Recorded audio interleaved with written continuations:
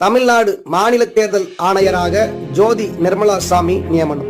தமிழ்நாடு மற்றும் புதுச்சேரியில் உள்ள 40 தொகுதிகளிலும் தேர்தல் நடத்தும் ஏற்பாடுகள் மும்முரமாக நடைபெற்று வருகின்ற நிலையில் நாடாளுமன்ற தேர்தலையொட்டி தேர்தல் பார்வையாளர்களுடன் தலைமை தேர்தல் ஆணையர் ராஜீவ் குமார் ஆலோசனை நடத்தியிருக்கின்றார்.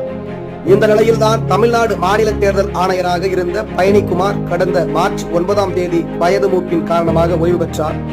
இதையடுத்து மாநில தேர்தல் ஆணையராக வணிக வரி மற்றும் பத்திரப்பதிவு செயலாளர் ஜோதி நிர்மலா சாமியை தேர்வு செய்து ஆளுநரின் ஒப்புதலுக்காக தமிழக அரசு அனுப்பியிருந்தது. இந்த நிலையில் தமிழ்நாடு மாநில தேர்தல் ஆணையராக ஜோதி நிர்மலா சாமி IAS நியமனம் செய்யப்பட்டிருக்கின்றார்.